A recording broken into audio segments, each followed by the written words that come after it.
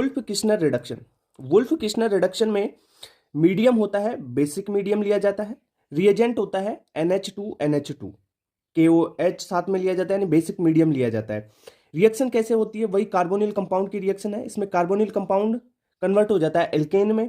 करना क्या है बेसिकली, यहाँ से सिंपली जो ये डबल बॉन्ड ऑक्सीजन है इसको उठाना है, यहाँ पे हाइड्रोजन लगाना है, यानी रिडक्शन करवाना है इसका basically. Okay, Gattermann coach reaction, सबसे पहले इसका रिएजेंट पता होना चाहिए भाई। CO प्लस HCl, साथ में एनहाइड्रस AlCl3 या CuCl होना चाहिए एनहाइड्रस।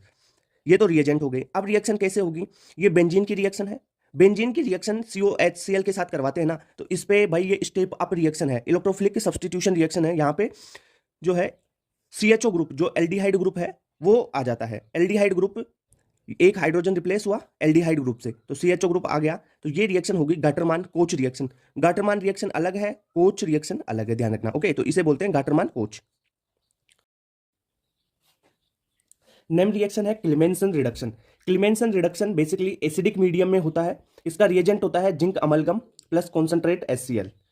करता क्या है ये? कोई कार्बोनिल कंपाउंड है उससे एल्केन का फॉर्मेशन कर देता है। यानी आपको सिंपली करना क्या है, यहां से ऑक्सीजन को उठाना है और 2 हाइड्रोजन लगाना है दोनों बॉन्ड की जगह। ठीक है, सिंपल सीधा काम ये करना है। क्लेमेंसन रिडक्शन और वुल्फ किश्नर में भी ऐसा ही होता है, पर उसमें मीडियम बेसिक हो जाता है। यहाँ पे देखो ये रिएक्शन है, जिंक अमलगम दिया है, कॉन्सेंट्रेट HCl दिया है, तो आप क्या करोगे, यहाँ से इस ऑक्सीजन को उठाओ और यहाँ पे 2 हाइड्रोजन जोड़ दो, एल्केन बन जाएगी। ठीक है, कार्बोनिल कंपाउंड एल्केन में कन्वर्ट हो जाता है। रोजेनमुंड रिडक्शन इंपोर्टेंट रिएक्शन है। रोजेनमुंड रिडक्शन में होता क्या है, RCOCl, इसकी रिएक्शन करवाई जाती है किसी माइल्ड रिड्यूसिंग एजेंट जैसे H2PDBSO4, लिंडलार कैटलिस्ट है ना, तो इसकी रिएक्शन करवाई जाती है, तो ये बन जाता है एल्डिहाइड में कन्वर्ट हो जाता है। ये भाई स्पेसिफिक नेम रिएक्शन है, RCOCl की रिएक्शन है। और इससे क्या फॉर्मेशन हो जाता है, रिडक्शन हो गए, Cl यहां से हटता है, रिडक्शन होकर हाइड्रोजन आ जाता है, तो यानी एल्डिहाइड का फॉर्मेशन हो जाता है। ओके, एल्किलोइल क्लोराइड है उससे एल्डिहाइड बन गया, रोजेनमुंड रिडक्शन इंपोर्टेंट है। NCERT की dehydration of alcohol. Dehydration of alcohol करेगा कौन? कॉपर या AgI, और 300 डिग्री सेल्सियस टेम्परेचर होना चाहिए, तब ये रिएक्शन होगी। अब 1 डिग्री एल्कोहल आ जाए तब कैसे होगा, 2 डिग्री एल्कोहल आ जाए तब, या 3 डिग्री एल्कोहल आ जाए तब। 1 डिग्री एल्कोहल आ जाए तब क्या होगा, यहां से एल्डिहाइड का फॉर्मेशन हो जाएगा। 2 डिग्री एल्कोहल से कीटोन बन जाएगा। अगर 3 डिग्री एल्कोहल आ जाए ना, तब यहाँ पे E2 एलिमिनेशन हो जाएगा, E2 रिएक्शन हो जाएगी, और यहाँ से एल्कीन का फॉर्मेशन हो जाता है। ओके, तो ये डबल बॉन्ड का फॉर्मेशन हो जाता है। ये इंपॉर्टेंट याद रखना भाई। 1 डिग्री और 2 डिग्री में, तो 1 डिग्री में एल्डिहाइड, 2 में कीटोन का फॉर्मेशन, और 3 डिग्री एल्कोहल से E2 हो जाएगी, कॉपर और Ag डालते हैं तो। ठीक है, तो ये रिएक्शंस हैं इसकी। ओके, इंपॉर्टेंट रिएक्शन है एल्डोल कंडेंसेशन रिएक्शन। अगर कोई कार्बोनिल कंपाउंड है उसके पास अल्फा हाइड्रोजन होगा ना, तब ये रिएक्शन होगी। रिएजेंट होता है डाइल्यूट, कोई भी बेस ले लो, NaOH ले लो, KOH ले लो, BaOH2 ले लो, ये रिएक्शन में यूज होते हैं। रिएक्शन कैसे होती है, अल्फा हाइड्रोजन वाला कार्बोनिल कंपाउंड लिया है, देखो ये कार्बोनिल कंपाउंड, इसके अल्फा कार्बन पे 3 हाइड्रोजन है, यानी अल्फा हाइड्रोजन है, तो एल्डोल होगा। अब डाइल्यूट NaOH डालते हैं तो पहले तो होता है एल्डोल। ठीक है, बीटा हाइड्रोक्सी कार्बोनिल कंपाउंड बनेगा, पहले तो एल्डोल होगा, तो ये रिएक्शन तो होगी इसकी एल्डोल। ये तो एल्डोल हो गया। यहाँ पे अब कंपाउंड कैसे बनाना है वो तो मैकेनिज्म से भी बताऊंगा, डायरेक्ट ट्रिक से भी आपको बता दिया जाएगा। ठीक है, ओके, ये एल्डोल बन गया, CH3 COH CH2 CHO। Okay, अब इसको हीट करेंगे तो कंडेंसेशन होगा और अल्फा बीटा अनसैचुरेटेड कोई कार्बोनिल कंपाउंड बन जाएगा इसका। अब देखो सर ये ट्रिक कैसे कि ये आपने कंपाउंड कैसे लिखे, देखो सिंपली बात है, क्या करना है, जो भी आपने रिएजेंट लिया है उसको 2 बार लिखो। ठीक है, 2 मोल होंगे वो तो। अब एक का तो जो आपने अल्फा हाइड्रोजन है ना, अल्फा हाइड्रोजन, उस अल्फा हाइड्रोजन को ले लो एक कंपाउंड के तो, और दूसरे कंपाउंड का जो कार्बोनिल कंपाउंड है ना उसका ऑक्सीजन ले लो, और यहाँ से H2O निकाल दो, यहाँ से H2O निकाल दो और सीधा जोड़ दो, तो ये कंपाउंड बन जाएगा, यानी फाइनल प्रोडक्ट एल्डोल कंडेंसेशन का आपको ये मिल जाएगा। ठीक है, हो गया नहीं होगा, समझ में आया ना। अरे एक का तो अल्फा हाइड्रोजन है ना, वो 2 हाइड्रोजन ले लो, और जो कार्बोनिल कंपाउंड है दूसरे वाले का उसका ऑक्सीजन ले लो, निकाल दो यहाँ से वाटर, H2O निकाल दो, कंडेंसेशन हो गया, ये बन गया। ये बोलते हैं इसे मेसिटिल ऑक्साइड बोलते हैं। में जेड का मीन होता है जुस्सा मीन, ई का एंटाजन होता है मीन। अब इसमें अब देखो एक CIP रूल चलता है। CIP रूल बेसिक क्या है कि greater the atomic number higher will be priority, जितना ज्यादा एटॉमिक नंबर होगा उसकी प्रायोरिटी पहले होगी। कैसे होगा, देखो जेड किसके लिए लिखेंगे अपन, अगर सेम साइड में होगा ना, कौन प्रायोरिटी में अपन देख लेंगे, जो ग्रुप की प्रायोरिटी ज्यादा है वो वाले ग्रुप्स अगर सेम साइड है तो उसके लिए जेड यूज करेंगे, ई उसके लिए यूज करेंगे जब अपोजिट साइड हो। ठीक है, समझते हैं। जैसे CIP रूल क्या बोलता है कि जैसे यहाँ पे है पहला एटम नाइट्रोजन है और यहाँ पे ऑक्सीजन है, अब इनका ये इससे जुड़ा हुआ ध्यान रखना है ना। इसका CIP रूल के अनुसार प्रायोरिटी देखे तो ऑक्सीजन का एटॉमिक नंबर ज्यादा है ना, तो इसकी प्रायोरिटी ज्यादा हो गई, नाइट्रोजन की कम हो गई, तो इसे आप नंबर दे लो 1 2। अब देखो यहाँ पे दूसरा देखना है CH3 में C, क्योंकि पहले इससे पहले जो जुड़ा हुआ होना चाहिए वो वाला। ठीक है, यहाँ पे फ्लोरीन, अब फ्लोरीन की प्रायोरिटी ज्यादा है तो इसके लिए 1 दे दो और इसके लिए 2 दे दो। अब मेरे को बताओ कि जो 1 है वो एक दूसरे से अपोजिट है ना, अपोजिट है तो इसके लिए E यूज किया जाता है। समझ में आया। यहाँ पे देखो ऑक्सीजन है और हाइड्रोजन है, ऑक्सीजन का एटॉमिक नंबर ज्यादा तो इसकी प्रायोरिटी ज्यादा, यानी 1, यहाँ पे 2। यहाँ पे CH3 है, इसकी प्रायोरिटी इस हाइड्रोजन से ज्यादा है, सॉरी ये हाइड्रोजन था ना, हाइड्रोजन से ज्यादा है तो इसकी प्रायोरिटी 1 और ये 2। ओके, तो ये देखो सेम साइड हो गए ना, ज्यादा प्रायोरिटी वाले, तो इसके लिए जेड शब्द। बात करते हैं एंटी मार्कोनिकोव रूल की। एंटी मार्कोनिक रूल को क्रास इफेक्ट, पेरोक्साइड इफेक्ट वगैरह ये भी बोला जाता है। अब ये लगेगा कब? जब आपके पास कंपाउंड HBr और पेरोक्साइड दिया हुआ हो, यानी ये रिएजेंट होना, तभी आपका यहाँ पर एंटी मार्कोनिको रूल लगेगा। HBr के साथ में पेरोक्साइड होना बहुत जरूरी है, तभी एंटी मार्कोनिको रूल लगेगा। अब एंटी मार्कोनिको रूल कहता क्या है? ये बोलता है कि जो HBr यानी HX है, उसका जो नेगेटिव पार्ट होगा यानी Br माइनस, यहाँ पे अपन ने ले रखा है, वो वहां पर जाएगा एल्कीन में यानी डबल बॉन्ड में, जहां पर हाइड्रोजन की संख्या ज्यादा होगी। यहां पर देखो एक हाइड्रोजन है, यहाँ पे 2 हाइड्रोजन, यानी Br माइनस इस 2 हाइड्रोजन वाले जगह पे जुड़ जाएगा, तो ये कंपाउंड बन जाएगा। ओके, यानी फ्री रेडिकल एडिशन रिएक्शन होती है ये। देखो मार्कोनिको में नेगेटिव पार्ट कम हाइड्रोजन पे जुड़ता था, एंटी मार्कोनिको में ज्यादा हाइड्रोजन है, वहां पर HX का नेगेटिव पार्ट जुड़ जाता है। ओके, सिंपल है, क्लियर है ना इतना? रिएक्शन है एस्टरिफिकेशन। इसमें एक इंपॉर्टेंट पॉइंट बताऊंगा। एस्टरिफिकेशन रिएक्शन में क्या होगा? एसिड और अपन एल्कोहल लेते हैं, उससे बनाते हैं एस्टर, जिसमें एक फ्रूटी स्मेल होती है। ओके, अब देखो ये है एसिड, एसिड और एस्टर रिएक्शन करके, एसिड और एल्कोहल रिएक्शन करके एस्टर तो बना दिए, पर इसमें OH और H कहां से लेंगे? वो भी तो होना चाहिए। देखो जो आपका एसिड है, ये है एसिड, इस एसिड का OH रिमूव किया जाता है, और ये जो एल्कोहल है ना, इसका हाइड्रोजन H निकलता है। ओके, ये वाटर के रूप में निकल जाते हैं। अब अगर आपको यहां पे पूछा जाए कि ये जो ऑक्सीजन है, यहां पे स्टार लगाया हुआ, वो कहां से आया है, तो वो है एल्कोहल का ऑक्सीजन। ओके, क्यों? क्योंकि अगर इसमें, अगर एसिड का सबसे पहले इसकी मैकेनिज्म बताऊं ना, तो उसमें क्या होता है कि RC डबल बॉन्ड O, ये पॉजिटिव चार्ज यहां पे जनरेट होगा, और ये कार्बोकेटाइन बनता है, जो यहां पे क्या होगा कि बैक बॉन्डिंग के कारण ये स्टेबल हो जाता है। बट अगर इससे बनाते हैं ना अपन, R+ ही बनता है, जो स्टेबल नहीं है, तो इसलिए ये नहीं करते, यहां से OH निकाला जाता है। इतनी बात क्लियर होगी?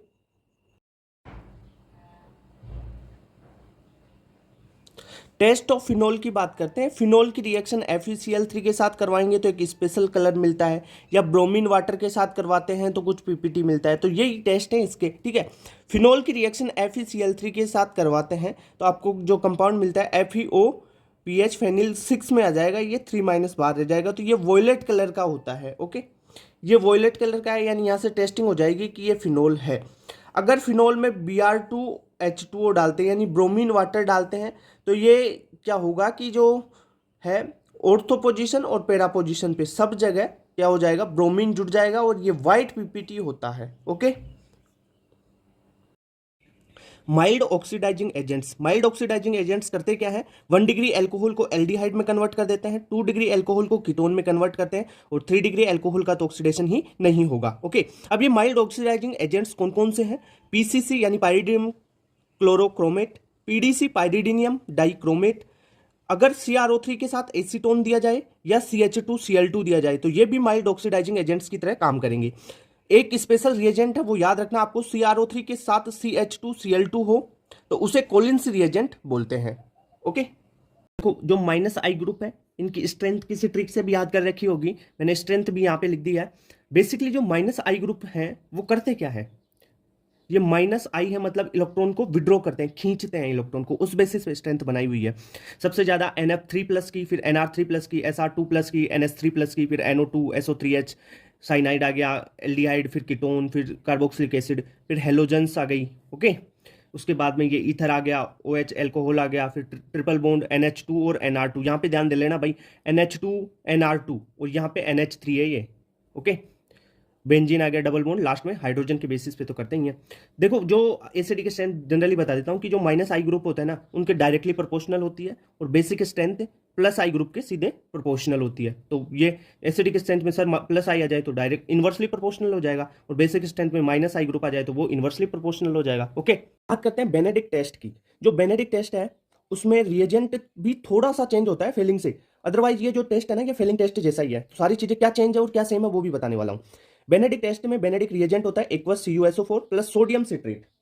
अब देखो वहां पे रोसेल सोल्ट था, यहाँ पे सोडियम सिट्रेट है, बस इतना सा चेंज है। फेलिंग बी में जब सॉल्यूशन था वो रोसेल सोल्ट का था ना, पोटेशियम सोडियम टार्ट्रेट वाला, यहाँ पे सोडियम सिट्रेट है बस। यहाँ पे एक्वस CuSO4 है, वहां पे भी एक्वस CuSO4 था फेलिंग सॉल्यूशन में भी। अब ये पूरा टेस्ट कैसे कैसे वो देता है, सारे फेलिंग टेस्ट की जैसे जैसे अपन ने जो कार्बोनिल कंपाउंड है वो लिया, कॉपर 2+ के साथ रिएक्शन होगी, यहाँ से कॉपर 2+ आता है ये रिएजेंट से, तो वही कार्बोक्सिलिक एसिड का सोल्ट और Cu2O की रेड PPT बना देता है। कौन कौन ये टेस्ट देते हैं? एलिफेटिक एल्डिहाइड ये टेस्ट देता है, फॉर्मिक एसिड ये टेस्ट देता है।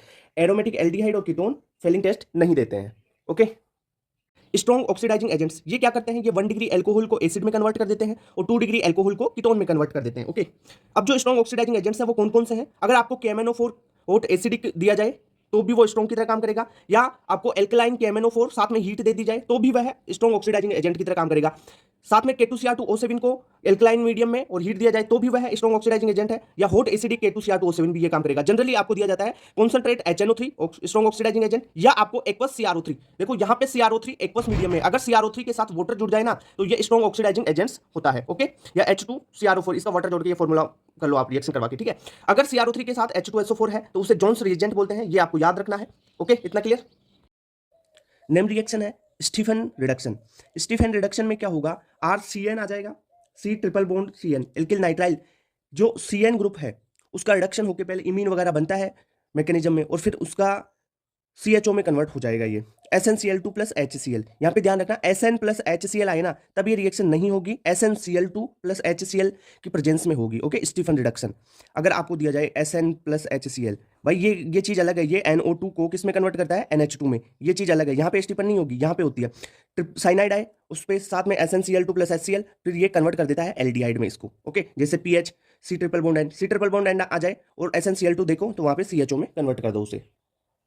ओजोनोलाइसिस में अपन पढ़ेंगे दो, ऑक्सीडेटिव ओजोनोलाइसिस और रिडक्टिव ओजोनोलाइसिस।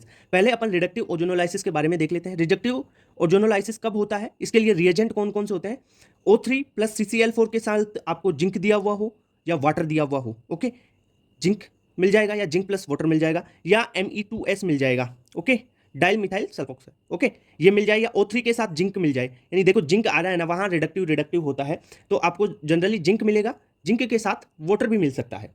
ये बात हो गई। अब करना कैसे है सर मैकेनिज्म को, आपको क्या करना है, जो डबल बॉन्ड होगा ना उसको तोड़ना है और दोनों ओर ऑक्सीजन दे देना है उसको। इधर डबल बॉन्ड को ऑक्सीजन दिया, यहाँ से डबल बॉन्ड को ऑक्सीजन से जोड़ देंगे तो कुछ ऐसे कंपाउंड बन जाएंगे आपके पास, ठीक है। इस डबल बॉन्ड को यहाँ से तोड़ा, यहाँ पे ऑक्सीजन जोड़ दिया, यहाँ से तोड़ा, यहाँ पे ऑक्सीजन जोड़ दिया। ये है ट्रिक करने की इसको। ओके, तो इस प्रकार आप रिडक्टिव ओजोनोलाइसिस कर सकते हैं। सभी क्वेश्चन में ये ट्रिक अप्लाई होगी। Okay, thank you. SN1 यानी न्यूक्लियोफिलिक सब्स्टिट्यूशन यूनिमोलिकुलर रिएक्शन होगी है। जो SN1 रिएक्शन है इसमें कार्बोकेटाइन इंटरमीडिएट बनता है, ये चीज याद रख लो। रेट ऑफ रिएक्शन क्या होगी, सबसे ज्यादा रेट ऑफ रिएक्शन होगी RI की, फिर RBR की, उससे कम RCl की, उससे कम RF की। ओके, अगर आपको 3 degree 2 degree 1 degree alkyl halide दिए जाए तब रेट ऑफ रिएक्शन पूछी जाए तो सबसे ज्यादा 3 डिग्री की क्यों होगी, क्योंकि जो रेट ऑफ रिएक्शन है ना इसमें वो जो कार्बोकेटाइन बनेगा फर्स्ट उसकी स्टेबिलिटी पे डिपेंड करेगी, फर्स्ट कार्बोकेटाइन की स्टेबिलिटी पे डिपेंड करती है। ओके, इतनी बात क्लियर। जो SN1 रिएक्शन है वो पोलर प्रोटिक सॉल्वेंट में होती है, और SN1 रिएक्शन में रेसिमाइजेशन हो जाता है जिसमें रिटेंशन और इन्वर्जन 1:1 में बनते हैं। ओके, इतनी बात क्लियर। अब रिएक्शन होती कैसे है, एक एग्जांपल लेते हैं अपन। यहाँ पे लिया अपन, ये एग्जांपल ले लिया, ये कार्बन, इससे PH जुड़ा हुआ है, फेनिल ग्रुप, हाइड्रोजन जुड़ा हुआ है, CH3 जुड़ा हुआ है, यहाँ पे X जुड़ा हुआ है, ठीक है। अब क्या करवाना है, न्यूक्लियोफाइल लाना है और इस X को यहाँ से हटाना है। तब रिएक्शन में कैसे होगा, यहाँ पे सबसे पहले ये X निकलेगा यहाँ से, यहाँ पे प्रोटोनेट होगा, प्लस चार्ज आ जाएगा। अब न्यूक्लियोफाइल या तो सीधा इधर से इस पे अटैक कर सकता है जहां से X माइनस निकला है, या जो ये न्यूक्लियोफाइल है ये इधर से भी यहाँ पे अटैक कर सकता है, इस पे अटैक कर सकता है, ठीक है। तो अगर न्यूक्लियोफाइल सीधा इस पे अटैक करेगा जिधर से X माइनस निकला है तो उधर अटैक कर देगा तो रिटेंशन रह जाएगा, रिटेन हो जाएगा, रिटेंशन हो जाएगा, तो ये कंपाउंड ऐसा बन जाएगा। अगर ये न्यूक्लियोफाइल जो X माइनस निकला है उसके अपोजिट साइड से अटैक करता है और उधर जुड़ता है तो वो इन्वर्जन हो जाएगा, यानी उल्टा हो जाएगा, तो न्यूक्लियोफाइल इधर जुड़ गया। तो ये रिएक्शन है हाइड्रोलाइसिस ऑफ साइनाइड। जो साइनाइड होते हैं ना उनके बहुत बार क्वेश्चन पूछा जाता है कि यार पार्शियल हाइड्रोलाइसिस कैसे करवाओ, कंप्लीट हाइड्रोलाइसिस में क्या होगा। तो देखो साइनाइड दिया हुआ, वो साइनाइड यानी C ट्रिपल बॉन्ड N, ये साइनाइड है, इसका पार्शियल हाइड्रोलाइसिस करवाना है ना तो एमाइड बना दो, यानी एक बॉन्ड यहाँ से बॉन्ड तोड़ो, यहाँ पे डबल बॉन्ड ऑक्सीजन लगाओ और NH2 लगाओ, ठीक है, ये एमाइड बन गया इसका। तो अगर कंप्लीट हाइड्रोलाइसिस यानी कंप्लीट ही करवाना है तो इस तीनों को तोड़ के यहाँ पे RCOH बना देना है, NH3 रिमूव हो जाएगी, और पार्शियल हाइड्रोलाइसिस में NH2 साथ में ही रहता है। इतनी बात क्लियर। अरे भाई मैकेनिज्म बताने का टाइम नहीं है अभी, कंप्लीट आप इसे ऐसे याद कर लो। पार्शियल हाइड्रोलाइसिस कोई क्वेश्चन आएगा ना तो इसी में से आएगा, अगर इनमें से साइनाइड में से आए तो। पार्शियल हाइड्रोलाइसिस में क्या बनता है, RC double bond O NH2, और कंप्लीट हाइड्रोलाइसिस में RCOH। केनिजारो रिएक्शन, ऐसे कार्बोनिल कंपाउंड जिनके पास अल्फा हाइड्रोजन नहीं होना वो केनिजारो रिएक्शन देंगे। रिएजेंट होता है कॉन्सेंट्रेट KOH या NaOH ले लो, कुछ जगह 50% KOH या NaOH भी दिया होता है, और जनरली कॉन्सेंट्रेट KOH और NaOH होता है। जो केनिजारो रिएक्शन यानी सेल्फ केनिजारो की बात करते हैं, एक ही प्रोडक्ट एक ही रिएक्टेंट है वो सेल्फ करेगा तो वो रेडॉक्स रिएक्शन भी होती है, डिस्प्रपोर्शनेशन भी होती है। अगर एक के अलावा दूसरा और हो, जैसे यहाँ पे दे रखा है 2 है, ओके, तो ये क्रॉस केनिजारो होगी, और क्रॉस केनिजारो डिस्प्रपोर्शनेशन रिएक्शन नहीं होगी भाई, दोनों अलग अलग है ना, और रेडॉक्स तो होगी क्योंकि एक का ऑक्सीडेशन एक का रिडक्शन होता है। बेसिकली केनिजारो रिएक्शन में क्या होगा, कोई रिएक्टेंट है उसका एक बार ऑक्सीडेशन करना है, एक बार रिडक्शन करना है। अब देखो एसिड, जो कार्बोनिल कंपाउंड का ऑक्सीडेशन से एसिड बनता है और रिडक्शन से क्या बनता है, एल्कोहल बनता है। तो यहाँ पे एक का ऑक्सीडेशन दूसरे का रिडक्शन करवा दो, एल्कोहल बना दो। अब सर कि एक आप यहाँ पे एक ही कंपाउंड था तब तो आपने बता दिया कि इसको कार्बोक्सिलिक एसिड का, तो इसका ऑक्सीडेशन एक का उसका रिडक्शन कर दो। अगर अलग अलग हो तब क्या करना है, अलग अलग कंपाउंड हो ना तो वो क्रॉस केनिजारो है, यानी आपको देखना ऑक्सीडेशन किसका होगा, उसके लिए आपको न्यूक्लियोफिलिक एडिशन रिएक्शन की रेट देख लेनी है। न्यूक्लियोफिलिक एडिशन रिएक्शन की रेट होती है स्टेरिक हिंड्रेंस के इनवर्सली प्रोपोर्शनल, यानी जितना ज्यादा स्टेरिक हिंड्रेंस होगा उतनी ही कम होगी न्यूक्लियोफिलिक एडिशन रिएक्शन की रेट। तो जो सबसे जल्दी न्यूक्लियोफिलिक एडिशन देगा ना उसका ऑक्सीडेशन होगा। अब यहाँ पे देखो न्यूक्लियोफिलिक एडिशन कौन देगा, ये देगा, ओके, ये देगा ना फॉर्मिक एल्डिहाइड, ये न्यूक्लियोफिलिक एडिशन रेट जल्दी क्यों देगा, क्योंकि 2 हाइड्रोजन है, स्टेरिक हिंड्रेंस कम है, ये कम देगा क्योंकि यहाँ पे PH फेनिल ग्रुप लगा हुआ है बेंजीन वाला, तो ठीक है। अब देखो रेट ऑफ रिएक्शन ज्यादा हो गई HCHO की, फॉर्मिक एसिड फॉर्मिक एल्डिहाइड की, तो ये फॉर्मिक एसिड का कोई सॉल्ट बना लेगा, इसका ऑक्सीडेशन हुआ, GI कैलकुलेशन करना है। अब देखो अगर कंपाउंड अनसिमेट्रिकल दिया हुआ हो या सिमेट्रिकल दिया हुआ हो तब दोनों में अलग अलग ट्रिक लगेगी। अगर कंपाउंड अनसिमेट्रिकल है तो आप क्या करोगे, जो जीआई के नंबर होंगे ना वो 2 की पावर n होगा। अब यहाँ पे जो n है ना वो n है, वो वाले डबल बॉन्ड जो जीआई शो कर रहे हैं। n क्या है, स्टीरियोजेनिक एरिया। स्टीरियोजेनिक एरिया मतलब मीन क्या है कि जहाँ पे जीआई शो रहा है, यानी डबल बॉन्ड वो वाले उनकी संख्या कितनी है जो जीआई शो कर रहे हैं, वो लगा दो, आ जाएगा आंसर। ठीक है, अगर आपके पास कंपाउंड सिमेट्रिकल है कंपाउंड, तब आपको जो ये n निकाला था ना, नंबर ऑफ डबल बॉन्ड जो जीआई शो कर रहे हैं, वो देखना है कि वो इवन है या ओड है, सम है या विषम है। अगर इवन है यानी सम है तो क्या होगा, तब जीआई की जो संख्या है वो जीआई का नंबर वो इस फॉर्मूले से निकलेगा, वो है 2 की पावर n-1 प्लस 2 की पावर n/2 -1। ओके, यहाँ पे ध्यान देना, चेंजिंग यहाँ पे आएगा ये। ओके, अगर ओड है तो जीआई होंगे 2 की पावर n-1 प्लस 2 की पावर n-1/2। ये टोटल के बाई 2 है और इसमें n के बाई 2 है। ओके, इतनी बात क्लियर। अब देख लो एक एग्जांपल से समझ लेते हैं इसको कि कैसे क्या होगा। ओके, ये देखो यहाँ पे दे रखा है एक कंपाउंड दे रखा है CH3CH। ये देखो यहाँ पे डबल बॉन्ड ये है डबल बॉन्ड, ये डबल बॉन्ड, यानी कितने डबल बॉन्ड है, 3 डबल बॉन्ड, और तीनों ही जीआई शो कर रहे हैं, कोई दिक्कत नहीं है। 3 डबल बॉन्ड यानी n की संख्या 3 हो गई। अब यहाँ पे देख लो कि जो ये है ओड नंबर में, पहले तो इसको देख लो सिमेट्रिकल है क्या, ये देखो सिमेट्रिकल दिख रहा है ना आपको, हाँ ठीक है सिमेट्रिकल है। तो अब n की संख्या देखो, n कितना है 3, यानी ओड वाला फॉर्मूला लगेगा, ये ओड वाला फॉर्मूला ये वाला। ओके, यहाँ पे 3 क्या मेटामेरिज्म। मेटामर क्या होते हैं, कौन कौन से फंक्शनल ग्रुप आ जाए ना, तब आपको देखना है कि वहाँ पे मेटामेरिज्म हो सकती है। ठीक है, इंपॉर्टेंट है। मोलिकुलर फॉर्मूला सेम होगा मेटामर का, और मेन चीज क्या है कि एक पॉलीवेलेंट फंक्शनल ग्रुप होगा जिसे ब्रिजिंग फंक्शनल ग्रुप भी बोलेंगे। ये ब्रिजिंग फंक्शनल ग्रुप है, जैसे ईथर हो गया, 2 डिग्री एमीन हो गया। अब ये बोलते किसे हैं कि देखो ये पॉलीवेलेंट फंक्शनल ग्रुप ऑक्सीजन है ना, इसके दोनों और कार्बन की कोई चेन लगा दो, कोई ग्रुप लगा दो, ठीक है, वो लगा सकते हैं। तो ये है पॉलीवेलेंट, यानी दोनों साइड में कार्बन की चेन लगा सकते हैं। ठीक है, तो आप देखो इसमें ईथर हो गया, 2 डिग्री एमीन हो गया। अब यहाँ पे देखो 3 कार्बन इधर लगा दे, 2 कार्बन इधर लगा दे, फिर उनको इंटरचेंज कर ले। ठीक है, तो मेटामेरिज्म होगी कब, different arrangement of groups from either side of bridging functional group. इस जो ब्रिजिंग फंक्शनल ग्रुप है इसके दोनों और जो चेन लगाएंगे कार्बन की, उसमें डिफरेंस आ जाएगा ना, तब मेटामेरिज्म शो होगी। कौन कौन शो करेगा, एस्टर हो गया, 2 डिग्री एमीन, थायो ईथर, कीटोन हो गया, एस्टर। ठीक है, ईथर ये है, ये एस्टर है, ये अनहाइड्राइड सल्फेट हो गया, सल्फोनेट हो गया। एग्जाम्पल देख लेते हैं, जैसे अपन एग्जाम्पल की बात करें, ये है ईथर। ईथर के इधर 3 कार्बन की चेन है, इधर 1 कार्बन की चेन। वही दूसरे में देखो, यहाँ ईथर ओ, इधर 2 कार्बन की चेन, इधर भी 2 कार्बन की चेन। तो दोनों का मोलिकुलर फॉर्मूला तो देख लो सेम है, बट जो कार्बन की चेन लगी है वो डिफरेंट होगी ना, तो इस कारण ये मेटामर हो गए। कुचुरोव रिएक्शन, नेम रिएक्शन है, इंपॉर्टेंट है। कुचुरोव रिएक्शन में एल्काइन का हाइड्रेशन करते हैं। मेन बात है कि रिएजेंट कौन सा होगा तब कुचुरोव रिएक्शन होगी। आपको डाइल्यूट HgSO4 दिया हुआ हो, या उसके साथ में H2SO4 होगा, या आपको Hg2+ आयन या H2O दिया हुआ हो। मतलब HgSO4 और H2SO4 दोनों डाइल्यूट साथ में दिया हुआ हो, या इनके अलावा Hg2+ और H2O दिया हुआ हो। यहाँ पे Hg2+ में इसलिए A2+ लिखा है। ओके, अब मेनली रिएक्शन होती कैसे है, एल्काइन लिया, उस पर डाइल्यूट HgSO4 और H2SO4 डालते हैं तो कीटोइनोल फॉर्म बन जाती है इनकी। ओके, सबसे पहले यहाँ पे क्या करना है आपको, जो वाटर है ना H+ और OH- का इस पे एडिशन करवाना है। कैसे, इस बॉन्ड को तोड़ा, यहाँ पे तोड़ा तो यहाँ पे माइनस, यहाँ पे प्लस, प्लस के साथ में जोड़ दिया OH को और माइनस के साथ में जोड़ दिया H+ को। भाई ये मैकेनिज्म नहीं है, ये याद रखने की ट्रिक है, वाटर को जोड़ना है इसमें। ठीक है, यहाँ से वाटर आएगा ना, वाटर डाला हुआ है तो ओके, H+ और OH- जोड़ दिया, OH- H+। अब क्या होगा, यहाँ पे टोटोमेरिज्म होगी क्योंकि डबल बॉन्ड और यहाँ पे OH है, तो यहाँ से जो क्या होगा, हाइड्रोजन यहाँ पे आ जाएगा और डबल बॉन्ड यहाँ पे चला जाएगा, तो ये टोटोमर बन गया, कीटोइनोल फॉर्म, ये कीटोबोइनोल फॉर्म। ओके, टॉपिक है टोटोमेरिज्म। टोटोमेरिज्म में कीटोइनोल टोटोमेरिज्म इंपॉर्टेंट है। ये कब होगी, जो अल्फा कार्बन है वो sp3 होना चाहिए, यानी 4 सिग्मा बॉन्ड होने चाहिए उसके पास, और जो अल्फा कार्बन है उस पे अल्फा हाइड्रोजन यानी उस पे हाइड्रोजन प्रेजेंट होना चाहिए, तब भी वहां पे टोटोमेरिज्म कीटोइनोल होगा। ओके, अब देखो ये कीटो फॉर्म है। अब इसमें टोटोमेरिज्म कैसे होता है, यहाँ से अल्फा हाइड्रोजन, ये CH3 है ना, यहाँ से इसको CH2 कर लेते हैं, एक हाइड्रोजन को यहाँ ले लेते हैं। इसमें क्या होगा कि जो ये एक हाइड्रोजन है ना, ये क्या करेगा, ऑक्सीजन के पास जाएगा और यहाँ से डबल बॉन्ड यहाँ पे आ जाएगा, तो ये इसकी इनोल फॉर्म बन जाएगी। कैसे, CH3 C, यहाँ पे O, यहाँ पे H लग गया और डबल बॉन्ड CH2, तो ये कीटो फॉर्म हो गई और ये इनोल फॉर्म हो गई। ओके, रिएक्शन है राइमर टिमान रिएक्शन। इसमें रिएजेंट होता है CHCl3 और KOH। ठीक है, एल्कलाइन कोई सा भी ले लो, एल्कली NaOH ले लो, KOH ले लो। इसमें अटैकिंग रिएजेंट पूछा जाता है, यानी इलेक्ट्रोफाइल CCl2 होता है जो CHCl3 और KOH या NaOH की रिएक्शन करवा के ये फाइनली अपने को मिलता है। इस रिएक्शन में इंटरमीडिएट NCERT के अनुसार ये दे रखा है कि बेंजल क्लोराइड इसमें इंटरमीडिएट बनता है, ये NCERT के हिसाब से। ठीक है, तो ये दे रखा है, एक बार देख लेना, ये पूछा जाता है अटैकिंग रिएजेंट या इलेक्ट्रोफाइल, ये CCl2। अब देख लो इसकी जो रिएक्शन कैसे होती है, ये फिनोल की रिएक्शन है। फिनोल की रिएक्शन CHCl3 और KOH के साथ करवाते हैं तो सैलिसिलिक एल्डिहाइड मिलता है। सैलिसिलिक एल्डिहाइड एक तो ऑर्थो पे CHO ग्रुप लगेगा और एक पेरा पे लगेगा। जो इसमें क्या होता है कि जो ऑर्थो पे ग्रुप लगता है ना CHO, ऑर्थो वाला इसमें मेजर प्रोडक्ट होता है। अगर CHCl3 की जगह रिएक्शन में CCl4 ले लिया जाए, CCl4 ले लेंगे ना, तब क्या होगा, तब आपको सैलिसिलिक एसिड मिल जाएगा, यानी यहाँ पे CHO की जगह COOH कार्बोक्सिलिक एसिड वाला ग्रुप मिल जाएगा, और ये ऑर्थो वाला इसमें भी मेजर होता है। ओके, कई बार एसिडिक स्ट्रेंथ डिफरेंट फैमिलीज में नीट में पूछी जाती है, तो उनके लिए एक ऑर्डर है, सबसे ज्यादा होती है सल्फोनिक एसिड, और सल्फोनिक एसिड से भी ज्यादा जो इनऑर्गेनिक एसिड होते हैं ना उनकी होती है। ओके, सल्फोनिक एसिड, फिर उससे कम पिक्रिक एसिड, उससे कम स्क्वायरिक एसिड, उससे कम डाइनाइट्रोफिनोल, डाइनाइट्रोफिनोल से कम होती है कार्बोक्सिलिक एसिड की, और कार्बोक्सिलिक एसिड से कम कार्बोनिक एसिड जिसे H2CO3 बोलते हैं, फिर आती है मोनोनाइट्रोफिनोल, फिर फिनोल।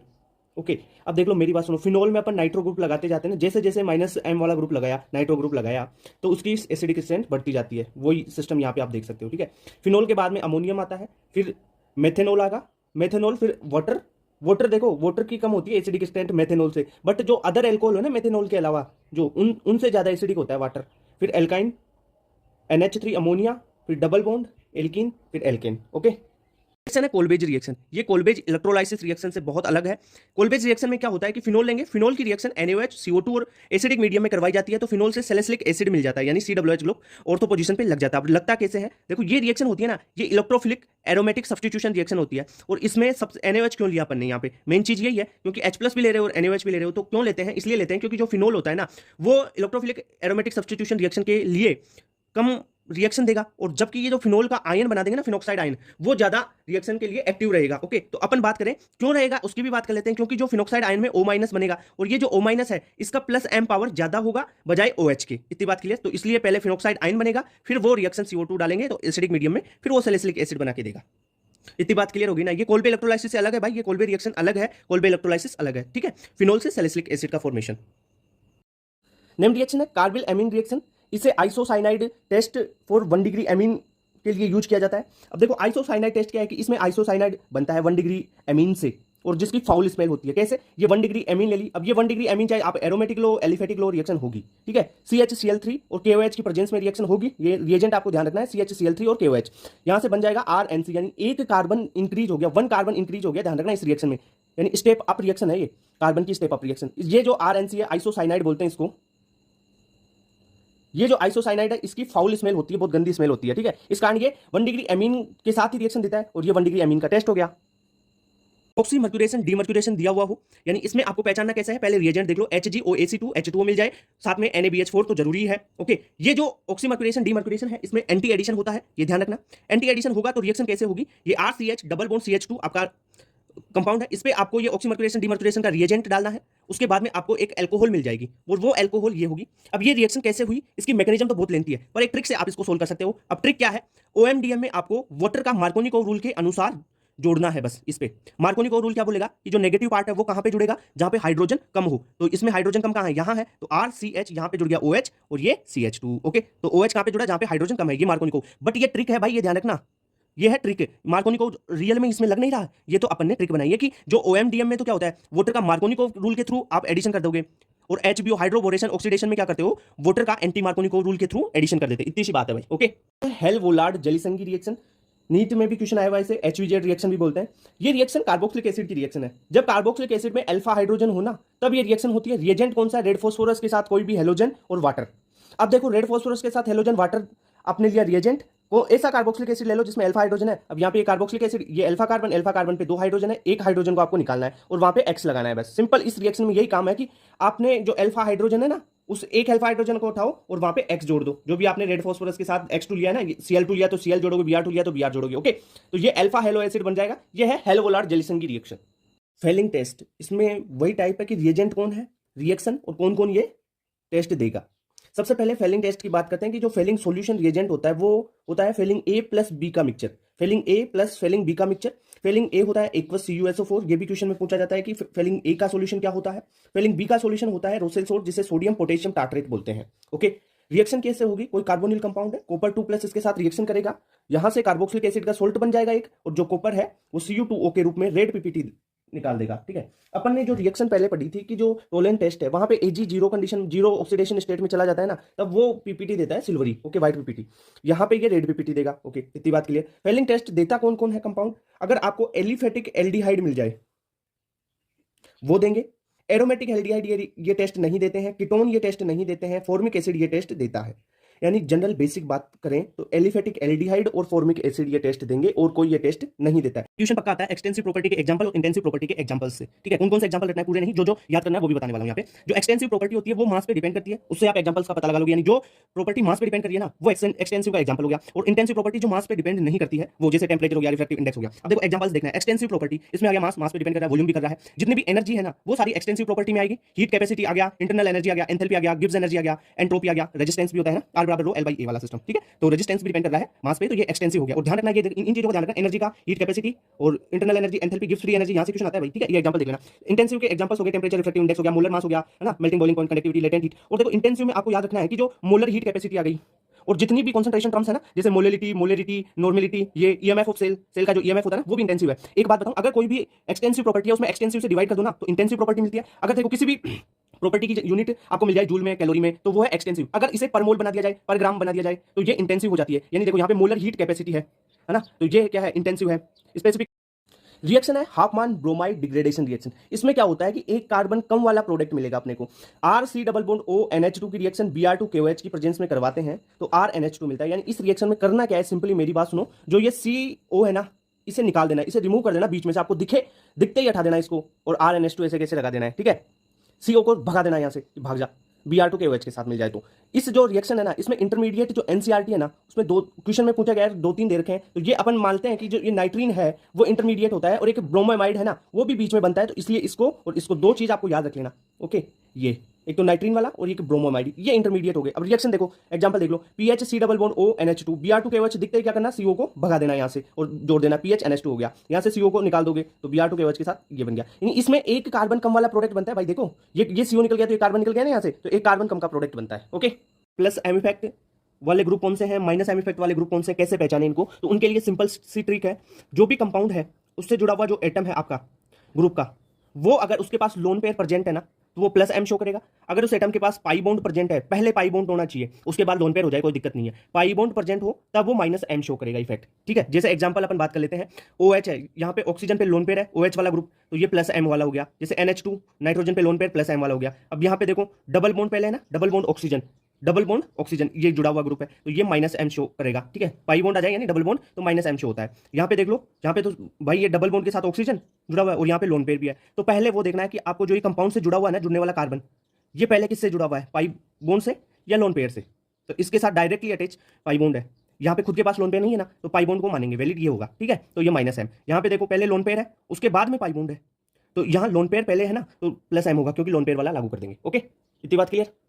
फजांस रूल में क्वेश्चन क्या आएगा कि पोलराइजिंग पावर पे आएगा, या पूछेगा वो कोवेलेंट करेक्टर या आयनिक करेक्टर। अब देख लो, जो फजांस रूल है ना वो क्या बताता है कि पोलराइजिंग जो पावर होती है वो एनायन की साइज के सीधे प्रोपोर्शनल होती है, यानी एनायन की साइज जितनी बड़ी होगी पोलराइजिंग पावर उतनी ज्यादा होगी। ओके, दूसरी बात, साइज अगर केटाइन की जितनी ज्यादा होगी और पोलराइजिंग पावर उतनी कम होगी, यानी इनवर्सली प्रोपोर्शनल होती है केटाइन की साइज और डायरेक्टली प्रोपोर्शनल होती है एनायन की साइज। ये बात क्लियर होगी। अब जो पोलराइजिंग पावर है ना, ये देख लिया अपन ने, ये सीधे चार्ज के प्रोपोर्शनल होती है, यानी चार्ज जितना ज्यादा तो पोलराइजिंग पावर उतनी ज्यादा। ये कॉन्सेप्ट देख लिया आपने। इसके बाद में क्वेश्चन क्या पूछा जाता है कि कोवेलेंट करेक्टर बताओ, तो आप देख लो फाई निकालो, यानी पोलराइजिंग पावर निकालो, जिसकी पोलराइजिंग पावर ज्यादा तो उसके कोवेलेंट करेक्टर उतने ही ज्यादा होंगे।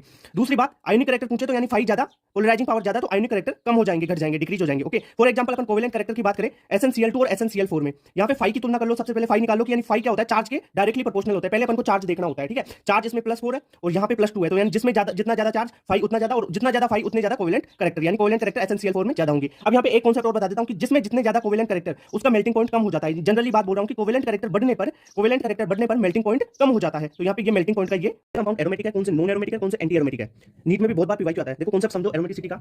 सबसे पहले अपन को चेक करना होता है, पहले आप चेक करोगे साइक्लिक है या कंपाउंड नहीं है, जैसे साइक्लिक है या नहीं है। सेकंड बात की प्लेनर चेक करना, प्लेनर की मतलब आप देख लो वहां पे sp2 हाइब्रिडाइजेशन। थर्ड आपको कंजुगेशन देखना है, प्लस डबल बॉन्ड या माइनस डबल बॉन्ड या डबल बॉन्ड कैसे भी हो कंजुगेशन में होना चाहिए। और लास्ट में हकल का रूल फॉलो होना चाहिए, यानी 4n + 2 पाई इलेक्ट्रॉन्स। यहाँ पे n है ना, तो वो 0 1 2 3 कोई भी नंबर हो सकता है, 0 1 2 3 4 5 6, ठीक है। अब देखो आपको अगर ये चारों कंडीशन फॉलो हो रही है ना, तब एरोमेटिक होगा कंपाउंड। एरोमेटिक कंपाउंड में ये चारों कंडीशन फॉलो होगी, 1 2 3 एंड 4, ठीक है। अगर एंटी एरोमेटिक है, एंटी एरोमेटिक में क्या होगा, ये तीन कंडीशन फॉलो होगी, कौन सी, साइक्लिक, प्लेनर और कंजुगेशन, यानी 1 2 3 तीनों तो फॉलो होगी, बट जो चौथी कंडीशन है ना हकल का रूल, वो फॉलो नहीं होगा, तो वो एंटी एरोमेटिक। अगर इनमें से cyclic, planar, conjugation, cyclic, planar और कंजुगेशन इन तीनों में से एक भी नहीं हो रही है, यानी साइक्लिक नहीं है कंपाउंड या प्लेनर नहीं है, तो वो नॉन एरोमेटिक हो जाता है, ठीक है। अब देखो इसमें एग्जांपल, ये देखो यहाँ पे साइक्लिक है, सारे कार्बन sp2 है, सही है, कंजुगेशन भी है और 6 पाई इलेक्ट्रॉन 1 2 3, तो यानी 6 पाई इलेक्ट्रॉन हो गए, सही बात है, ये हो गया एरोमेटिक। अब अपन बात करते हैं यहाँ पे इसमें ये sp2 है, सारे sp2 है, साइक्लिक भी है, sp2 भी है, कंजुगेशन भी कर रहा है ये इसके साथ, पर यहाँ पे देखो 2 और ये 2 4 पाई इलेक्ट्रॉन है, तो ये एंटी एरो हो गया, एंटी एरोमेटिक। यहाँ पे देखो, यहाँ पे तो सीधा गलत काम हो गया, ये sp3 आ गया ना, sp3 आ गया, यहाँ पे तो sp2 होना चाहिए प्लेनर के लिए, तो ये नॉन एरो हो गया। Hydroboration oxidation reaction, HBO short form में लिख देंगे। सबसे पहले ये रिएक्शन कब होगी, उसके लिए रिएजेंट आपको ध्यान रखना पड़ेगा, B2H6 और THF, ठीक है। ये THF जनरली काम क्या करता है, जो B2H6 होता है ना, इसमें BH3 में तोड़ देता है, इतना ही काम करेगा ये, ठीक है। H2O और OH- बेसिक मीडियम में रिएक्शन होगी। ये जो रिएक्शन है इसमें सिन एडिशन होता है और मार्कोनी रूल लगता है। ये तो है एक्चुअल चीजें जो सही चीज है, ठीक है। RCH डबल बॉन्ड CH2 इसकी रिएक्शन करवाई अपन ने, ये जो रिएजेंट थे वो डाला इसमें, तो आपको मिल गया एक एल्कोहल। ओके, अब ये रिएक्शन की ट्रिक सीखो, ये हुआ कैसे, मैकेनिज्म तो बहुत अलग है। ट्रिक में आपको क्या करना है, HBO दिख जाए ना, हाइड्रोबोरेशन ऑक्सीडेशन, वहां पे वाटर का एंटी मार्कोनिकोव रूल की तरह आपको एडिशन करवा देना है। बट यहां पे याद रखना, रिएक्शन में एंटी मार्कोनिकोव नहीं लगता है, ये तो ट्रिक है भाई, फॉर्मूला ट्रिक है ये, तो आपको ये जो प्रोडक्ट बनाने की। एंटी मार्कोनिकोव क्या बोलता है, जहां पे हाइड्रोजन ज्यादा वहां पे नेगेटिव पार्ट लगा दो, यानी OH वहां पे लग जाएगा जहां पे हाइड्रोजन ज्यादा, तो ये क्या होगा यहाँ पे R, जहां पे हाइड्रोजन ज्यादा रहेंगे वहां पे क्या हो जाएगा, OH लग जाएगा, तो ये प्रोडक्ट आपका फॉर्मेशन हो जाएगा। पर ये ध्यान रखना, एंटी मार्कोनिकोव रूल इसमें नहीं लगता है, ये ट्रिक के लिए अपनी ट्रिक है ये, यहां तो सिन एडिशन और मार्कोनिकोव रूल ही लगेगा। रिएक्शन है विलियमसन ईथर सिंथेसिस, इसमें एल्किल हैलाइड है, उसकी रिएक्शन किसी भी एल्कोक्साइड आयन के साथ करवाते हैं अपन, तो आपको ईथर का फॉर्मेशन होता है। RX की रिएक्शन R-O- Na से करवाए तो क्या होगा, इसमें SN2 मैकेनिज्म के थ्रू ईथर का फॉर्मेशन हो गया। अब ये जो रिएक्शन है ना होती कैसे है वो देख लेते हैं। SN2 मैकेनिज्म होती है, यहाँ पे जनरली आपको सिंपली करना क्या है, CH3Br, यहाँ से Br हटेगा, यहाँ से Na हटेगा, ट्रिक बता रहा हूँ, Br हटेगा, Na हटेगा और डायरेक्ट प्रोडक्ट को जोड़ देना है आपको। ओके, इतनी बात क्लियर होगी। अगर ये 1 डिग्री है तो काम कर जाएगा ये ऐसा एल्किल हैलाइड, अगर एल्किल हैलाइड 3 डिग्री आ जाए ना, ये 3 डिग्री, तब यहाँ पे SN2 रिएक्शन नहीं होगी, तब ईथर नहीं बनेगा, तब E2 रिएक्शन हो जाएगी, और E2 का मतलब है कि एलिमिनेशन हो जाएगा तब, और यहाँ से Br हटेगा और यहाँ से हाइड्रोजन हटेगा, तो यहाँ पे डबल बॉन्ड आ जाएगा, यानी E2 रिएक्शन हो जाएगी, E2 एलिमिनेशन हो जाएगा। अब ये जो RX है ना, यानी CH3Br है, जो RX है वो कौन कौन सा नहीं होना चाहिए, अगर ये डबल बॉन्ड से डायरेक्ट जुड़ा हुआ कोई भी हेलोजन एटम है और उसके जो लोन पेयर है वो रेजोनेंस में जा रहे हैं, तो वो RX Williamson ether synthesis reaction नहीं देगा। अगर जो पीएच ग्रुप है उसके साथ X जुड़ा हुआ, पीएच का मतलब ये फेनिल, इसके साथ X जुड़ा हुआ है, तो इसके X के भी ये रेजोनेंस में रहेंगे लोन पेयर। दूसरी बात, ब्रिज हेडेड कार्बन हो और उस पे हेलोजन लगा हुआ हो, तो वो हेलोजन भी वहां से रिमूव नहीं हो सकता है ना, इसीलिए ये जो एल्किल हैलाइड्स हैं ये विलियमसन ईथर सिंथेसिस नहीं देंगे। ट्रिक है डायमैग्नेटिक और पैरामैग्नेटिक पहचानने की, बहुत शानदार ट्रिक है। सबसे पहले टोटल इलेक्ट्रॉन निकाल लो। टोटल इलेक्ट्रॉन कैसे निकालने, जैसे O2 में 16 हो गए, N2 में 14 हो गए, ठीक है, ऐसे निकाल लो। फिर आप देखो कि टोटल इलेक्ट्रॉन इवन है, सम है या ओड है, यानी विषम है। अगर इवन है ना तो उसमें 10 और 16 को काउंट मत करना, बस 10 और 16 के अलावा सारे इवन, वो होते हैं डायमैग्नेटिक नेचर में वो कंपाउंड या वो एलिमेंट, ठीक है। और अगर ओड है ना, ओड जैसे 1, 3, 5, 7 ये ओड हो गए, ये होते हैं पैरामैग्नेटिक। अब सर यहाँ पे तो 10 और 16 को डायमैग्नेटिक नहीं बोला था, जो 10 इलेक्ट्रॉन और 16 इलेक्ट्रॉन है ना वो पैरामैग्नेटिक में आएंगे। फॉर एग्जांपल जैसे N2 में 14 इलेक्ट्रॉन होते हैं तो ये इवन है, तो ये डायमैग्नेटिक हो गया। B2 में 10 इलेक्ट्रॉन होते हैं, अब यहाँ पे अपन ने एक्सेप्शन देखा था कि 10 और 16 जो इलेक्ट्रॉन होते हैं ना 16, वो उनको अपन लेते हैं पैरामैग्नेटिक में, ये इवन होते हुए भी इनको पैरा में लिया जाता है। 10 और 16 को, बस यही एक्सेप्शन है, इसके अलावा कोई एक्सेप्शन नहीं है। जैसे C2 है, C2 में 12 इलेक्ट्रॉन तो इवन है, 12 है तो ये डायमैग्नेटिक हो गया। N2 प्लस में 13 इलेक्ट्रॉन, ये ओड हो गए, ओड हो गया तो पैरामैग्नेटिक। देखो पैरा में क्या रखना है, पैरा में आपको ओड इलेक्ट्रॉन और 10 इलेक्ट्रॉन और 16 इलेक्ट्रॉन, बस ये याद रख लो, इसके अलावा और कुछ याद नहीं रखना, ठीक है। डायजोनियम सॉल्ट की सारी रिएक्शन एक साथ लेके आऊं, पूरी एनसीईआरटी में जितनी रिएक्शन है ना डायजोनियम सॉल्ट की, वो सारी रिएक्शन। डायजोनियम सॉल्ट कैसे बनाते हैं, एनिलीन पे आप NaNO3 डालेंगे HCl की प्रेजेंस में, और टेंपरेचर ध्यान रखना वेरी लो टेंपरेचर पे ये स्टेबल होगा, 0 से 5 डिग्री सेल्सियस पे, ठीक है। ये बन गया डायजोनियम सॉल्ट। अब इस डायजोनियम सॉल्ट की रिएक्शन करवाओ KI के साथ करवाओगे तो PHI। अब ये देखो पीएच क्या है, पीएच यहाँ पे बताऊं, देखो PHI यानी ये पीएच है भाई तुम्हारा, ये I, ओके, तो ये PHI, पीएच ये है, ये ग्रुप फेनिल ग्रुप है ना, ये इसे बोलते हैं पीएच, ओके, इतनी बात ध्यान रखना। अब CuCl2 डालेंगे तो Cl लग जाएगा, यहाँ पे ध्यान रखो Cl डाला, Cl लग गया, Cu2Cl2 HBr डाल दिया, यहाँ पे HCl डाला था इसलिए Cl लगा, HBr डाला था HBr लग जाएगा, KCl डाल देंगे Cl लग जाएगा, Cl डाला Cl लग गया, Br डाला Br लग गया, HBr4 वाली सीमान वाली रिएक्शन हो जाएगी। अब यहाँ पे देखो H3PO2 और ये है ना जो रिड्यूसिंग एजेंट का काम करेगा, तो ये PHH बन जाएगा, यानी बेंजीन बन जाएगी इसमें, तो सिंपल, ठीक है। ये C2H5OH ये भी रिड्यूसिंग एजेंट का काम करेगा, तो ये PHH बन जाएगा। वार्म वाटर डालेंगे तो फिनोल बन जाएगा, OH दे देगा। NaNO2 क्या दे देगा, यहाँ पे NO2 दे देगा। अगर PHOH फिनोल डाल दिया तो ऑरेंज डाई बन जाएगी, ठीक है। ये ऑरेंज डाई कैसे बनाया कि ये देखो PHOH है ना, इसको PHOH को लिखिए और यहाँ से इसके पैरा पोजीशन से हाइड्रोजन, सिंपल बात है, और नाइट्रोजन है यहाँ पे N2Cl से, तो डबल बॉन्ड से इसको जोड़ेंगे। कैसे जोड़ा, अरे भाई ये लिया देखो OH, ठीक है, यहाँ पे N डबल बॉन्ड N से इसको जोड़ दिया, ये वाला सिस्टम तो ये है डायजोनियम सॉल्ट, और इसके ये पैरा पोजीशन से यहाँ से हाइड्रोजन उठाया और यहाँ से इसको जोड़ दिया, ओके। इसमें भी ऐसे करना है PHNS2 में, वही येलो डाई कंडेंसेशन के एक बार मैकेनिज्म ब्रीफली जल्दी बता देता हूँ। अल्फा हाइड्रोजन होना चाहिए, एल्डोल कंडेंसेशन के लिए डाइल्यूट बेस होना चाहिए। अगर ये रिएक्शन करवाते हैं अपन डाइल्यूट बेस के साथ अल्फा हाइड्रोजन की, तो ये कंपाउंड बनता है अपने पास, ठीक है। सबसे पहले ये तो बीटा हाइड्रोक्सी कार्बोनिल कंपाउंड बन गया, और फिर इसका कंडेंसेशन हीट हो दिया तो इसका कंडेंसेशन हो गया और alpha beta unsaturated carbonyl compound बन गया। ये ट्रिक भी बताई थी मैंने पहले वाले वीडियो में कि ये कैसे बनाते हैं। मैकेनिज्म देख लो। सबसे पहले क्या होता है कि जो आपने बेस लिया है, जो बेस लिया है उससे OH माइनस आता है, यहाँ से हाइड्रोजन लेता है H+ के रूप में, और यहाँ से ये नेगेटिव चार्ज पे रह जाएगा। अब ये एक नेगेटिव चार्ज वाली स्पीसीज होगी, तो ये किसी भी सेंटर कार्बोनिल कार्बन का जो सेंटर होगा कार्बन उस पर अटैक करेगा ये, और यहाँ पे जुड़ जाएगा सेकंड वाले पे। जुड़ा तो यहाँ से डबल बॉन्ड उठेगा, ऑक्सीजन पे आएगा नेगेटिव चार्ज, ठीक है, ये इससे ये जुड़ गया ऑक्सीजन पे नेगेटिव चार्ज। अब वाटर है रिएक्शन में, तो वाटर से OH माइनस निकलेगा, H+ होगा ना, वो इसको अप्रोच कर लेगा, ये O नेगेटिव, तो यहाँ पे H जुड़ गया, ठीक है, OH हो गया ये। अब क्या होगा, बेसिक मीडियम है तो बेस है, और यहाँ पे जो है कार्बोनिल कंपाउंड ये, यहाँ पे एक ही अल्फा हाइड्रोजन आपने रिमूव किया था, अब अल्फा हाइड्रोजन 2 हो रहा है अभी तक तो, ठीक है, तो रिएक्शन और चलेगी। OH माइनस यहाँ से एक हाइड्रोजन फिर निकाल लेगा तो OH नेगेटिव बन गया। अब हीट भी दे रखी है, तब क्या होगा, यहाँ पे ये जो नेगेटिव चार्ज है ये रेजोनेंस में स्टेबल है यहाँ पे, तो ये नेगेटिव चार्ज यहाँ पे जाएगा, तो ये OH माइनस यहाँ से रिमूव हो जाएगा। OH माइनस यहाँ से रिमूव हुआ तो आपके पास ये कंपाउंड बन गया, तो यानी एल्डोल कंडेंसेशन का फाइनल प्रोडक्ट है। और इसका बेसिकली जो नेम बोलते हैं प्रोटॉन हिंसबर्ग टेस्ट, ये 1 डिग्री 2 डिग्री 3 डिग्री एमीन को डिस्टिंग्विश करने में काम आता है। इसका रिएजेंट होता है PHSO2Cl, जिसकी फुल फॉर्म लिख रखी है यहाँ पे, खोल के स्ट्रक्चर बना रखी है, ये स्ट्रक्चर होगी, यानी बेंजील सल्फोनिल क्लोराइड है ये रिएजेंट, ओके। ये 1 डिग्री एमीन के साथ रिएक्शन करेगा, 2 डिग्री अमीन के साथ भी रिएक्शन करेगा, पर 3 डिग्री अमीन के साथ रिएक्शन नहीं करेगा, ओके। ये क्या है, ये 1 डिग्री है अमीन, ये 2 डिग्री और ये 3 डिग्री अमीन है, ओके। तो ये 3 डिग्री अमीन के साथ रिएक्शन तो नहीं करता है, ओके। क्यों नहीं करता, क्योंकि एसिडिक हाइड्रोजन नहीं है। अब देखो 1 डिग्री के साथ ये रिएक्शन करके कंपाउंड क्या बना लेगा, यहाँ से एक हाइड्रोजन हटेगा, Cl के साथ HCl निकल जाएगा और ये इसके साथ जुड़ जाएगा, ये जुड़ गया। अब यहाँ पे देखो एक और ये हाइड्रोजन है ना, फिर ये फर्दर एक OH के साथ रिएक्शन कर लेगा और सोल्यूबल कंपाउंड दे देगा, क्योंकि यहाँ पे एसिडिक हाइड्रोजन है एक। अगर 2 डिग्री है तो यहाँ पे NH ही होगा ना, ये NH होगा, है ना। तो क्या होगा 2 डिग्री में, 2 डिग्री वही Cl इस हाइड्रोजन के साथ निकल जाएगा यहाँ से HCl के रूप में, ये इसके साथ जुड़ गया। ओके, जुड़ गया तो अब एक्वस KOH डाला, अब यहाँ पे कोई एसिडिक हाइड्रोजन ही नहीं है तो ये इनसोल्यूबल रहेगा। ओके, और 3 डिग्री में तो भाई यहाँ पे भी नहीं है कोई हाइड्रोजन, तो रिएक्शन ही नहीं होगी, तो नो रिएक्शन। ओके, बात करते हैं एस्प्रिन फॉर्मेशन की। एस्प्रिन फॉर्मेशन कैसे होता है? सैलिसिलिक एसिड है ना, उस पर आप एसिटाइलेशन करवाओगे, यानी एसिटाइलेशन ऑफ सैलिसिलिक एसिड से फॉर्मेशन होता है एस्प्रिन का। एस्प्रिन क्या है? ऑर्थो एसिटाइल सैलिसिलिक एसिड होता है। अब देखो ये है सैलिसिलिक एसिड, इस पर कोई भी एक एनहाइड्राइड ले लो आप, उसमें एसिटाइल ग्रुप हो, ये एसिटाइल ग्रुप यहाँ पे लग जाएगा, तो इससे क्या फॉर्मेशन हो जाएगा? ऑर्थो एसिटाइल सैलिसिलिक एसिड, जिसे बोलते हैं एस्प्रिन। ओके, ऑर्डर निकालने की सबसे शानदार ट्रिक है भाई, ठीक है। सबसे पहले क्या करना है? टोटल इलेक्ट्रॉन निकालने हैं। टोटल इलेक्ट्रॉन जैसे एग्जांपल बता देता हूं, अपन बात करें O2, O2 में टोटल इलेक्ट्रॉन कितने हो गए? 8, एक ऑक्सीजन में 2 ऑक्सीजन है तो 16 टोटल इलेक्ट्रॉन, 16 इलेक्ट्रॉन हो गए, ठीक है। ऐसे टोटल इलेक्ट्रॉन निकालना है। टोटल इलेक्ट्रॉन अगर 9, 10, 11, 12, 13, 14, 15, 16, 20 तक है ना, तो अब आपको क्या करना है? सबसे पहले 14 वाला याद रख लो। 14 पे 3 बॉन्ड ऑर्डर होता है, अगर 14 इलेक्ट्रॉन है तो 3 बॉन्ड ऑर्डर होगा। 15 है तो फिर 0.5 कम करते जाओ, देखो 2.5, 2, 1.5, 1, 0.50। अगर ऊपर जाती 13, 12 ऐसे कम करते जाओ, 2.5 कम हो गया, फिर 0.5 कम हो गया, उसमें से फिर 0.5 कम हो गया। ओके, तो ऐसे ट्रिक बनाई हुई है ये 14 नंबर वाला याद रख लो, इस पे 3 होता है बॉन्ड ऑर्डर। अब यहाँ पे अपन ने O2 16 इलेक्ट्रॉन है ना, तो इसका बॉन्ड ऑर्डर 2 होगा, यानी ऑक्सीजन ऑक्सीजन के बीच 2 बॉन्ड प्रेजेंट होंगे, ठीक है। वैसे अपन निकाले जैसे N2 के लिए, N2 पे एक नाइट्रोजन में कितने इलेक्ट्रॉन?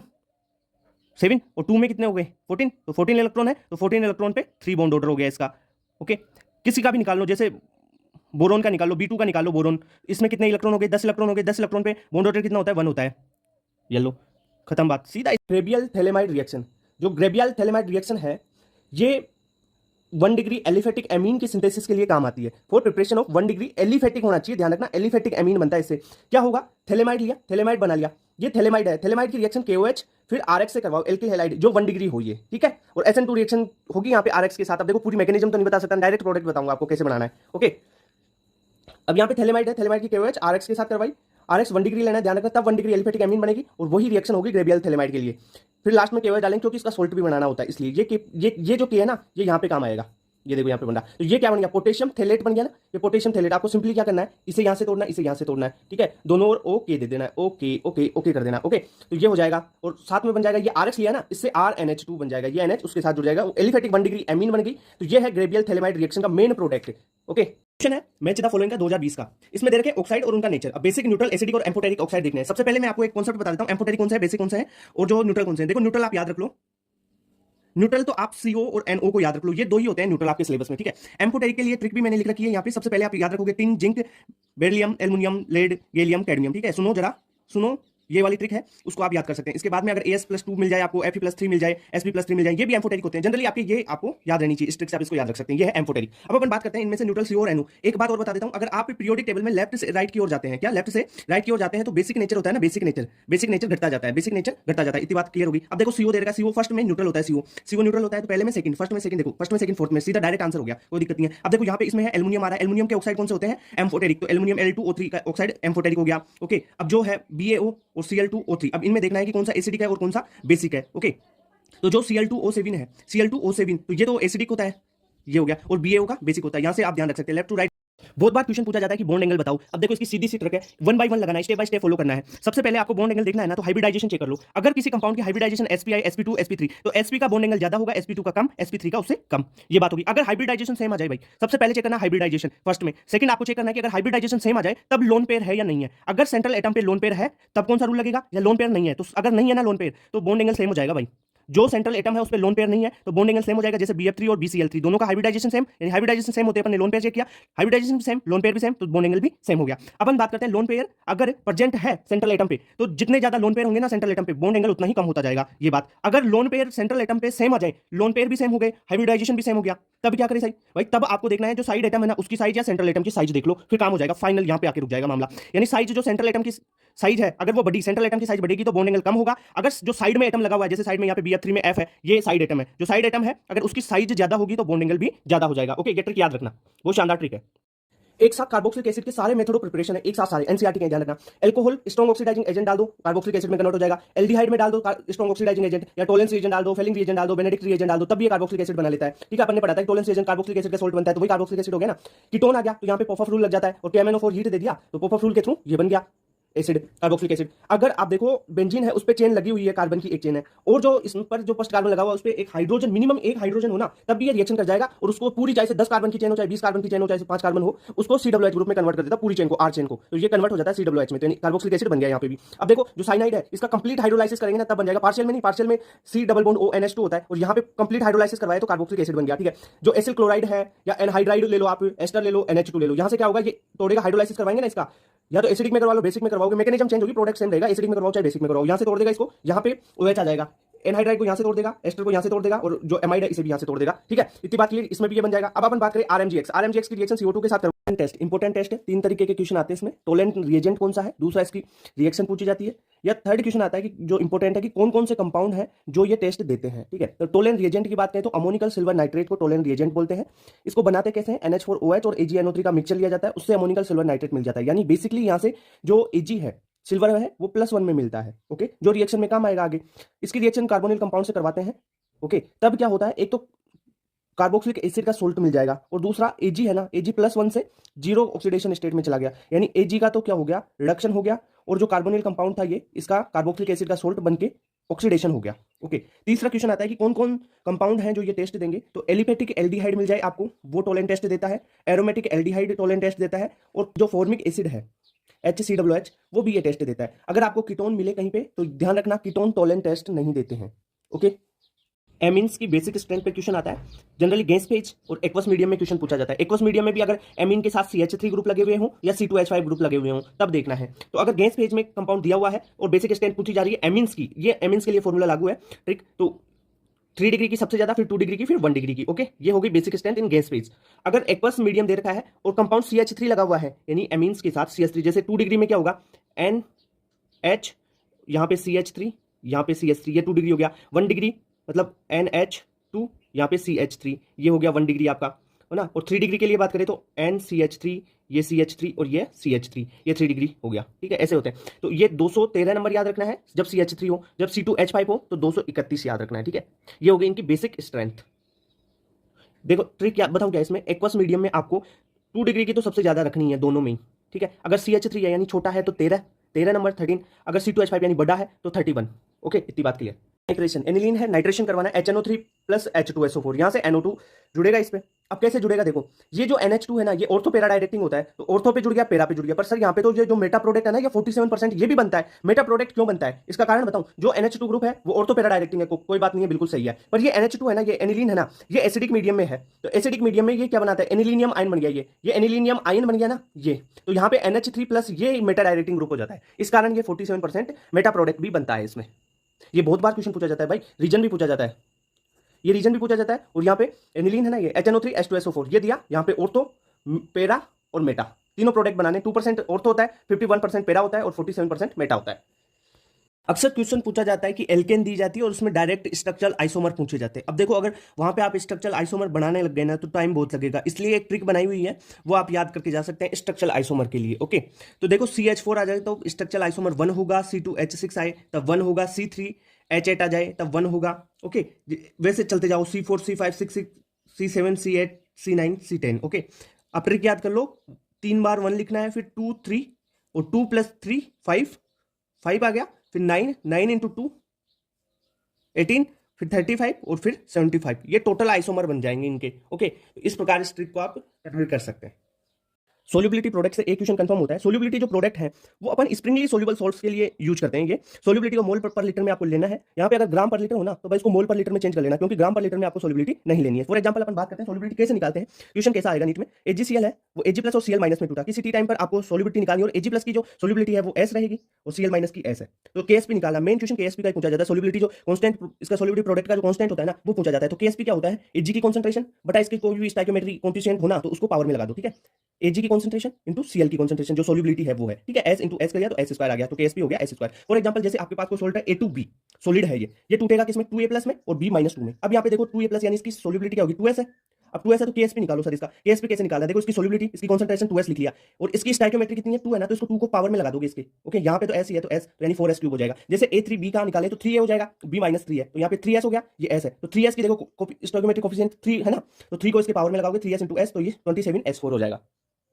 ऑर्गेनिक केमिस्ट्री में बॉइलिंग पॉइंट का क्वेश्चन आए ना तो यहाँ से सोल्व होगा। कैसे सोल्व होगा? क्वेश्चन में अगर नंबर ऑफ कार्बन ज्यादा दिए हुए हों तो उसका बॉइलिंग पॉइंट ज्यादा होगा।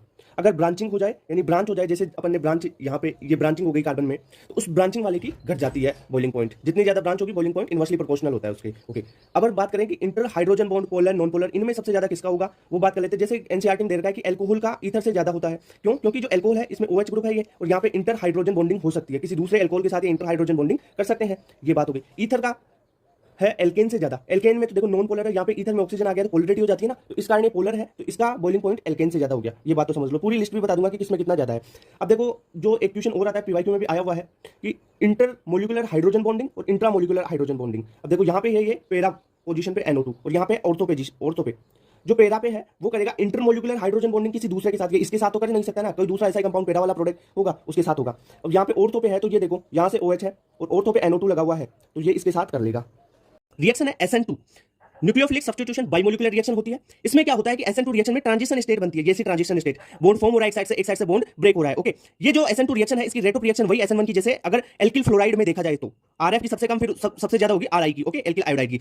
बट जो इसकी जो रेट ऑफ रिएक्शन होती है ना वो मेनली स्टेरिक हिंड्रेंस के इनवर्सली प्रोपोर्शनल होती है, यानी जितना ज्यादा स्टेरिक हिंड्रेंस होगा उतनी ही कम रेट ऑफ रिएक्शन होगी। और ये SN2 रिएक्शन होती है ना ये पोलर प्रोटिक सॉल्वेंट में होती है, ये बात आपको पता होनी चाहिए। और जो SN1 रिएक्शन है ना वो ये जो SN2 रिएक्शन है ना पोलर एप्रोटिक में होती है। किसमें होती है? पोलर एप्रोटिक सॉल्वेंट में। और SN1 reaction polar protic solvent में होती है। ओके, इतनी बात क्लियर। अब रिएक्शन होती कैसे? ये न्यूक्लियोफाइल है, ये RX आपके पास कंपाउंड है, इस पे न्यूक्लियोफाइल अटैक करेगा तो इसमें ट्रांजिशन स्टेट बनेगी। इधर से डायरेक्ट X जिधर लगा हुआ उधर से तो ये न्यूक्लियोफाइल आएगा नहीं, क्योंकि X के पास भी लोन पेयर है, रिपल्शन होगा। न्यूक्लियोफाइल इसके विपरीत साइड से, अपोजिट साइड से आएगा, तो इसलिए इन्वर्जन हो जाएगा इसमें। और क्या होगा? ये न्यूक्लियोफाइल इधर से आ रहा है, इसके साथ बॉन्ड फॉर्म कर रहा है R के साथ, और इधर से जो X है वो निकल रहा है, यानी इसका बॉन्ड ब्रेक होता जा रहा है। ये ट्रांजिशन स्टेट बन गई। इसके बाद में क्या होगा? X- के रूप में निकल जाएगा और न्यूक्लियोफाइल इसके साथ जुड़ जाएगा और ये बन जाएगा आपका 100% इन्वर्जन हो जाएगा इसमें। ओके, ये प्रोडक्ट बन गया, ये SN2 रिएक्शन हो गई। इसमें डायरेक्टली आपको ये चीज याद रखनी है, rate of reaction plus I group कौन कौन से हैं वो उनकी स्ट्रेंथ बता दो। तो वो ये स्ट्रेंथ है। देखो पहले जनरली प्लस I ग्रुप क्या करते हैं, ये इलेक्ट्रॉन देने का काम करते हैं, ठीक है, इलेक्ट्रॉन डोनेट करते हैं, इलेक्ट्रॉन डोनेशन टेंडेंसी, उसके बेसिस पे सीरीज बनाई जाती है। सबसे ज्यादा प्लस I इफेक्ट होता है CH2 माइनस, यहाँ पे नेगेटिव लगाना जरूरी है भाई, CH2 माइनस, फिर NH माइनस, उसके बाद में ऑक्सीजन नेगेटिव, फिर COO माइनस, फिर 3 डिग्री, फिर 2 डिग्री, फिर 1 डिग्री, ये एल्केन है। ओके, एल्किल ग्रुप, फिर CH3, फिर हाइड्रोजन के जो है वो आ जाएंगे ड्यूटेरियम, फिर हाइड्रोजन लास्ट में आ जाएगा। ठीक है, ये बात होगी प्लस I ग्रुप्स की। क्वेश्चन आता है कि कौन सा कंपाउंड ऑप्टिकली एक्टिव है या कौन सा कंपाउंड ऑप्टिकली इनएक्टिव है। इसके लिए सिंपल ट्रिक है, आपको कंपाउंड देखना है, कंपाउंड में कायरल कार्बन देखना है, कितने कायरल कार्बन है। अगर एक कायरल कार्बन है ना, सिंगल कायरल कार्बन है, तो वो कंपाउंड ऑप्टिकली एक्टिव होगा। इतनी बात क्लियर।